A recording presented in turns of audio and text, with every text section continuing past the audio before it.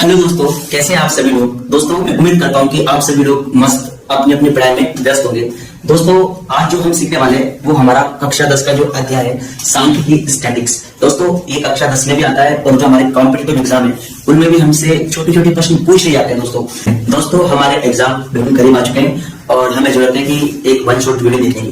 दोस्तों ये छोटे छोटे प्रश्न को आज हम कवर करने वाले हैं। दोस्तों जो आज का जो हमारा अध्याय है वो है सांख्यिकी स्टैटिक्स। इस स्टैटिक्स में हम सीखने वाले हैं कि भाई परिसर क्या होता है। कभी कभी एग्जाम में पूछ लिया जाता है और अधिकतर विद्यार्थियों को नॉलेज नहीं होती परिसर होता क्या है। उसके बाद में दोस्तों यहाँ पर हम माध्य, बहुलक, माध्यिका ऐसे कुछ प्रश्न करेंगे। वन बाय वन हम इसी सीरीज में आगे बढ़ते रहेंगे। दोस्तों हमारा जो पहला जो प्रश्न है वो देखिएगा कि दिया गया है कि कुछ सूचनाएं दी गई हमें कि 10, 10, 9, 10, 10, 11, 10, 11, 9 और हमें निकालना है इसमें परिसर।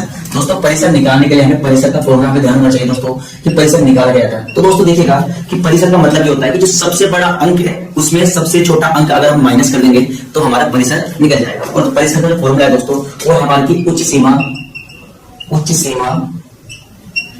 माइनस निम्न सीमा। उच्च सीमा में से दोस्तों हम क्या लेस कर देंगे, हमारी निम्न सीमा हम लेस कर देंगे तो हमारा क्या मिल जाएगा, परिसर ठीक रह जाएगा। तो दोस्तों देखिएगा इन आंकड़ों में से सबसे बड़ा नंबर कितना है दोस्तों, वो है हमारा 11। और दोस्तों निम्न सीमा मतलब सबसे छोटा नंबर कौन सा है दोस्तों, हमारा 9। और दोस्तों 11 में से 9 चला जाएगा कितना हो गया। तो दोस्तों पहला सवाल हमारा शुरू हो चुका है कि इसका परिसर कितना होगा, 2। देखिए दोस्तों अब आगे बढ़ते हैं इस क्रम में। दोस्तों स्टैटिक्स का इंपॉर्टेंट क्वेश्चन दोस्तों परिसर अक्सर एग्जाम में पूछ लिया जाता है। दोस्तों देखिएगा कि परिसर सूचनाएं 48, 26, 13, 25, 32, 18, 31 में परिसर क्या होगा। और दोस्तों परिसर का जो फॉर्मूला होता है वो होता है कि उच्च सीमा माइनस निम्न सीमा। कहने का मतलब है दोस्तों कि सबसे बड़ी संख्या में सबसे छोटी संख्या को अगर हम घटा देंगे तो हमारा परिसर निकल जाएगा। तो दोस्तों देखिएगा यहाँ पर सबसे उच्च सीमा सबसे बड़ा नंबर कौन सा दोस्तों, यहाँ पर है 48। और दोस्तों माइनस करना है सबसे छोटी संख्या। तो दोस्तों सबसे छोटी संख्या यहाँ पर दोस्तों कितना है, वो 13। तो क्या कर देंगे 48 में से 13 हम घटा देंगे। दोस्तों यहाँ पर देखो 8 में से 3 क्या तो 5 और 4 में से 1 क्या तो 3। तो दोस्तों हमारा 35 क्या रहेगा दोस्तों, इसका परिसर। अब दोस्तों इन्हीं आंकड़ों का हम माध्य निकालेंगे। और दोस्तों माध्य होता क्या है दोस्तों, यहाँ पर देखिएगा कि मान लो कि हम एक पार्टी ऑर्गेनाइज कर रहे हैं और उस पार्टी के अंदर दोस्तों हमारे पास कितने दोस्त हैं, 1, 2, 3, 4, 5, 6, 7, 8, 9 दोस्त हैं जो पार्टी करने वाले हैं। और सभी ने हमने अपना अपना जो कंट्रीब्यूशन है वो दिया। एक बच्चे ने 10 रुपए दिए, दूसरे बच्चे ने 10 रुपए दिए, तीसरे ने 9 रुपए दिए, चौथे ने 10 दिए, फिर 5वें ने 10 दिए, छठे ने 11 दिए, 7वें ने 10 दिए, 8वें ने भी 11 दिए और 9वें ने 9 रुपए दिए।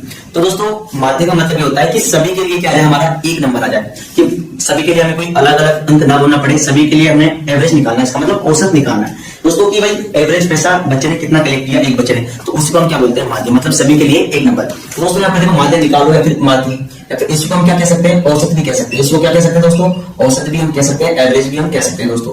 यहाँ पर दोस्तों देखिएगा कि ये एवरेज होता क्या है कि हमें क्या करना होता है कि राशियों का योग बटा राशियों की संख्या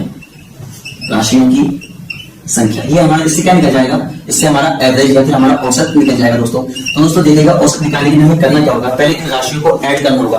दोस्तों देखिएगा राशि क्या है कि 10, देखो दोस्तों 10 plus 10 plus 9 plus 10 plus 10 plus 11 plus 10 plus 11 plus 9। और दोस्तों ये तो कितने लोग थे, 1, 2, 3, 4, 5, 6, 7, 8, 9। तो दोस्तों 9 दोस्तों जब जोड़ेंगे 10 और 10 20, 30, 40, 50, 60, 70, 80 और 90। तो दोस्तों सभी को जोड़ने पर कितना आ गया हमारा 90 बटा 9। और जब इसमें इसका भाग देंगे तो 10। तो दोस्तों 10 क्या रहेगा इसका माध्य। माध्य का मतलब अगर हम ऐसे कहेंगे ना कि एक बच्चे ने सभी बच्चों ने 10 रुपए दिए हैं। दोस्तों देखिएगा कि यहाँ पर देखिएगा इसने भी 10, दूसरे ने भी 10, तीसरे ने भी 10, 10, 10, 10, 10, 1, 2, 3, 4, 5, 6, 7, 8, 9। दोस्तों यहाँ पर देखिएगा कि मान लो कि सभी बच्चों ने कितने रुपए दिए, 10 रुपए दिए, तब जाके हमारे पास में कितने करेक्ट हुए, 90 रुपए। मतलब सभी के लिए क्या हो गया दोस्तों, एक नंबर हो गया। तो यहाँ पर नंबर अलग अलग, किसने 9 दिए, किसने 11 दिए, किसने 10 दिए। दोस्तों यहाँ पर सभी के लिए क्या आ गया, यहाँ पर एक नंबर आ गया। इसी को हम क्या बोलते हैं, हमारा माध्य बोलते हैं दोस्तों। देखिएगा दोस्तों आगे प्रश्न करते हैं कि हमें प्रश्न दिया गया कि किसी कार्यालय में 5 कर्मचारियों का वेतन इस प्रकार है। दोस्तों जो एक को तो मिलते हैं 8,000 रुपए और फिर दूसरे को मिलते हैं 5,000 रुपए, तीसरे को 4,000, 2,500, 1,500। ठीक है दोस्तों, इस प्रकार से हम क्या करते हैं, इसमें मतलब कर्मचारियों को वेतन दिया जाता है। और पूछा गया कि कर्मचारियों का औसत वेतन क्या है। दोस्तों क्या औसत हो चाहे क्या हो माध्य, औसत हो चाहे क्या हो दोस्तों माध्य। अभी हमने सीखा है कि इसका फॉर्मूला क्या होता है। तो इसका फॉर्मूला होता है कि राशियों का योग बटा राशियों की संख्या। राशियों का योग बटा राशियों की संख्या। दोस्तों ये क्या है हमारा, राशियों की संख्या। ये तो क्या हो गया, इसका फॉर्मूला हो गया कि भाई माध्यम कैसे निकालते हैं, फिर औसत कैसे निकालते हैं। तो दोस्तों सभी राशियों का हमें जोड़ना होगा। दोस्तों देखिएगा 8 और 5 कितना हो गया, 13, 13 और 4 17, 17 और ये हो गया कितना, ये हो गया 19,500 और ये 500, 20,000 और 1,000, 21,000। दोस्तों ये कितना हो गया हमारे पास में, ये हो गया 21,000। और दोस्तों ये तो हो गया राशियों का योग। राशियों की संख्या कितनी, 5 क्रम चाहे तो हम क्या करेंगे, इसमें 5 का डिवाइड करेंगे। तो दोस्तों 5 चौक 20 और यहाँ पर 10 बच गए, 5 दूनी 10, 0 और 0। तो दोस्तों यहाँ पर देखिएगा कि सभी कर्मचारियों के लिए अगर मैं एक वेतन बोलूं तो वो कितना हो गया, 42। औसत का मतलब ये है कि सभी के लिए एक नंबर, मतलब सभी को कितना मिलता है, 4200 मिलता है। ये हमारा औसत वेतन है कि हमने क्या निकाला, इसका एवरेज निकाला है। दोस्तों आगे दोस्तों जुड़ी रहिए हमारे साथ, बनी रहिए। आज आपको एक जूस मिलने वाला है दोस्तों स्टैटिक्स का। दोस्तों आगे हमारा प्रश्न है कि आंकड़े दिए गए 1720, 1750, 1760 तथा 1710 का हमें माध्य याद करना है। दोस्तों आप वीडियो को पॉज कीजिए और इसका माध्य निकालिए। दोस्तों उम्मीद करता हूं कि आप सभी लोगों ने एक अच्छे तरीके से इसका आंसर निकाला होगा। दोस्तों देखिएगा इसका माध्य निकालने के लिए क्या करना होगा, कि हमें करना होगा कि माध्य राशियों का योग, राशियों का योग बटा राशियों की संख्या, राशियों की संख्या। तो दोस्तों देखिएगा कि हम क्या करते हैं, इन सभी राशियों को ऐड कर लेते हैं। तो 1720, 1750, 1760 और 1710 इन सभी को ऐड करने पर दोस्तों कितना आ गया है हमारा, कि 6,940। और दोस्तों इस कितनी संख्या है, 1 2 3 4, हम क्या करेंगे, इसमें 4 का भाग देंगे। दोस्तों यहाँ पर देखिएगा 4 एकम 4 और कितना बच गया यहाँ पर 2, ठीक है। और 4 सत्ते 28, दोस्तों कितना बच गया यहाँ पर 1, और यहाँ पर देखो 4 तिया 12, और दोस्तों यहाँ पर कितना बच गया 2 और 4 पंजे 20। दोस्तों उम्मीद करता हूँ कि आप सभी लोगों का जो आंसर आया होगा वो कितना आया होगा, 1735 रुपए। क्या रहेगा दोस्तों इसका माध्य, मतलब ये सभी अलग अलग नंबर है ना दोस्तों, इन सभी के लिए एक नंबर आ चुका है हमारे पास। अगर हम सभी की जगह हम करेंगे 1735, 1745 भी सभी को जोड़ने पर कितना आ जाएगा, 6,940 हो जाएगा सभी के लिए एक नंबर। दोस्तों अब आगे दोस्तों देखिएगा हमें औसत वाला एक सवाल दिया गया है। दोस्तों इसमें कहा गया है कि 5 बच्चों की औसत आयु 14 वर्ष है।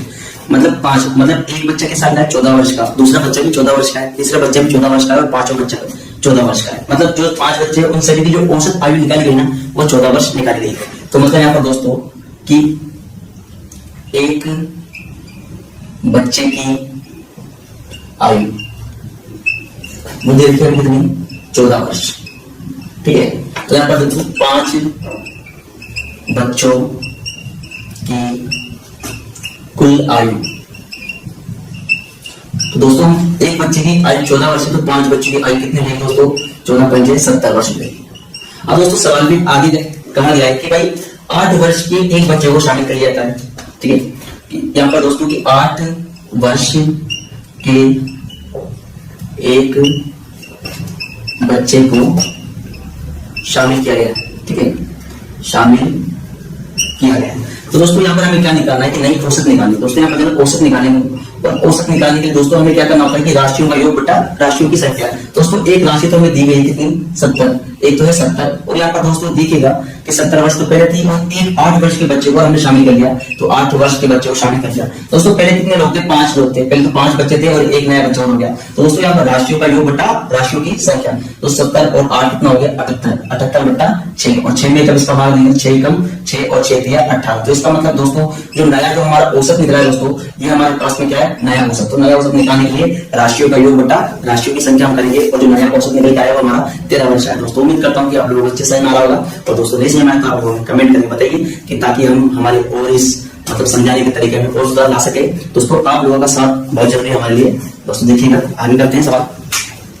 दोस्तों इसी कड़ी में हम आगे बढ़ते हैं, और आगे जो हमारा प्रश्न है, और प्रश्न में हमें गिवन है कक्षा 8वीं के 25 छात्रों का औसत भार 51 किलोग्राम है, जबकि कक्षा 10वीं के 35 छात्रों का औसत भार 54 किलोग्राम है। और दोस्तों अब इन दोनों कक्षाओं को शामिल किया जाता है, और पूछा गया कि भाई इनको मिलाने पर नया औसत क्या होता है। तो दोस्तों यहाँ पर देखिएगा जो 8वीं में कितने छात्र पढ़ते हैं, 25 छात्र पढ़ते हैं। दोस्तों यहाँ पर मैं लेता हूँ तो स्टूडेंट लेता हूँ, ठीक है दोस्तों, और यहाँ पर उनका वेट ले लेता हूँ दोस्तों, उन स्टूडेंट का लेता हूँ वेट लेता हूँ।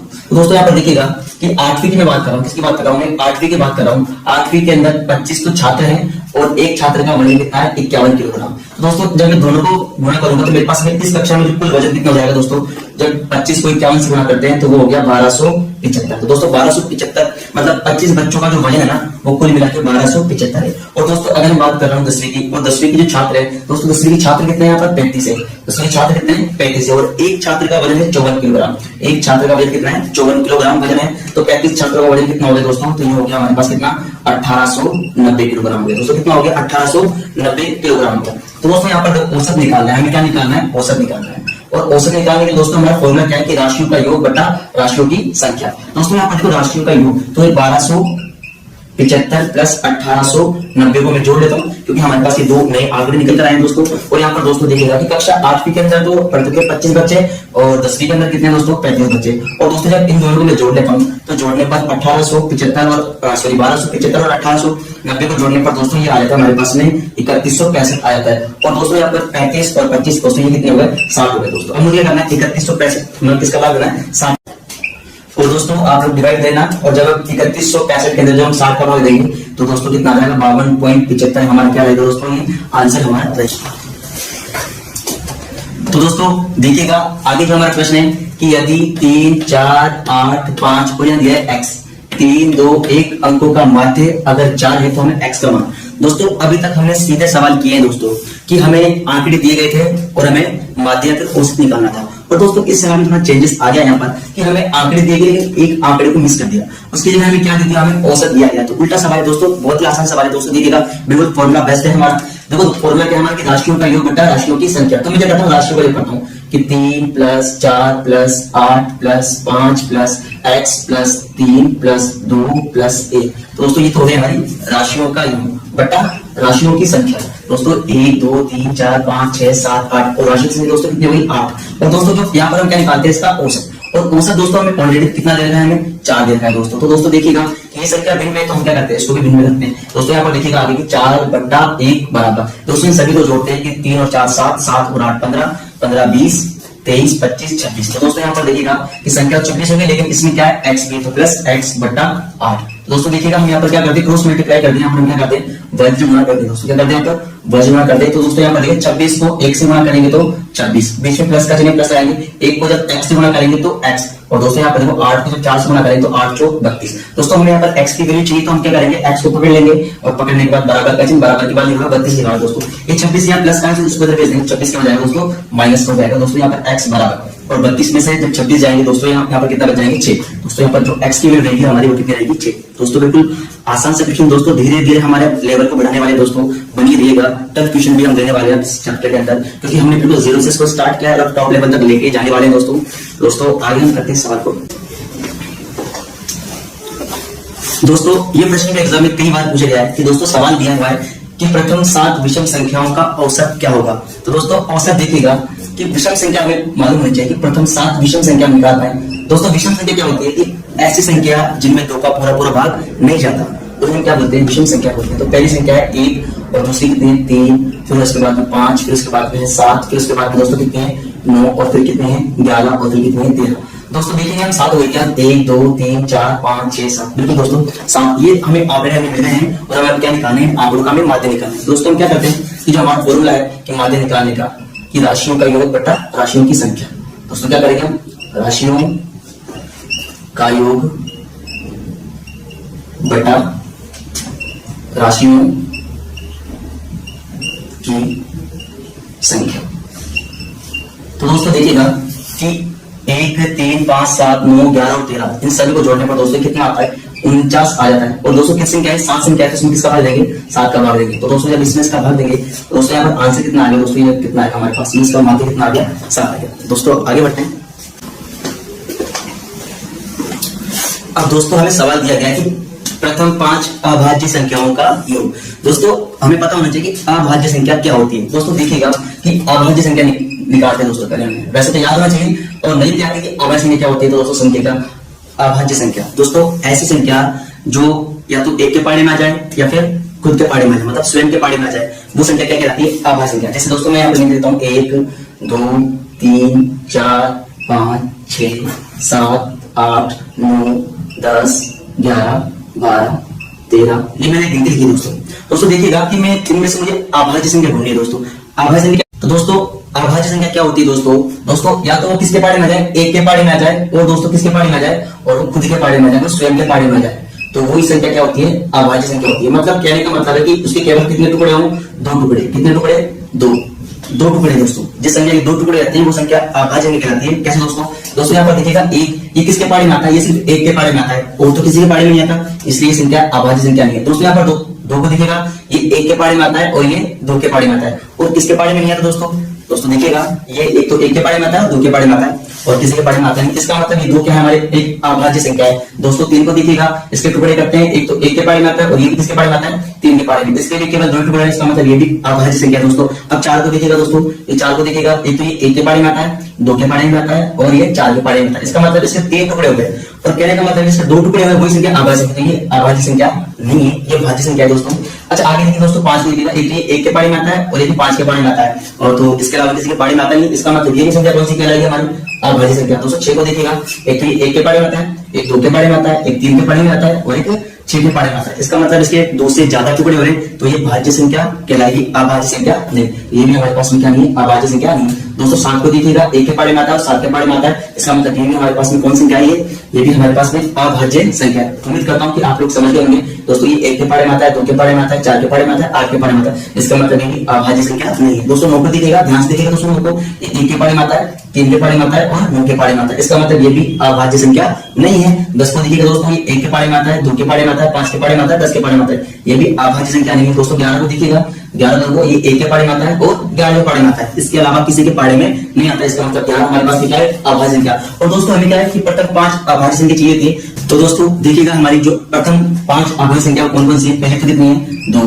फिर 3, फिर निकल रहा है 5, फिर आया 7, और लास्ट में कितना है दोस्तों, 11। तो ये 5 अभाज्य संख्या हो गई दोस्तों। अगर 6 के लिए पूछता तो आगे भी निकालते हैं, 7 के लिए पूछता है, इस प्रकार से आप लोग कर लोगे, ऐसे मैं उम्मीद करता हूँ दोस्तों। तो प्रथम 5 में अभाज्य संख्या लेंगे, ये तो हो गया राशियों का योग बटा राशियों की संख्या, और राशियों की संख्या कितनी, 5 है दोस्तों। तो दोस्तों देखिएगा, जब इन सबको जोड़ेंगे तो कितना आ जाएगा, ये 28 आ जाएगा दोस्तों। और 28 में किसका मान देने वाले, 5 का मान देने वाले दोस्तों। 55 25 कितना बच गया, 3। तो 3 तो छोटा पड़ गया, तो पॉइंट लगा के हम क्या लगा देंगे, 0 पर हो गया 30, और 5 6 30। दोस्तों यहाँ पर हमारा जो आंसर निकलने वाला है वो 5.6 हमारा आंसर निकल गया दोस्तों। अगर आप लोगों को हमारी वीडियो पसंद आई तो हमें लाइक कीजिए, शेयर कीजिए, सब्सक्राइब कीजिए दोस्तों, ताकि हम भी इससे भी बेहतर तरीके से आप लोगों को समझा पाए, हमें भी मोटिवेशन मिले, ताकि ये सिलसिला हमारा जारी रहे। और मिलते हैं दोस्तों अगले पार्ट के अंदर, तब तक के लिए आप हमारी हेल्प कीजिए, हमारी वीडियो को शेयर कीजिए। Bye bye, take care.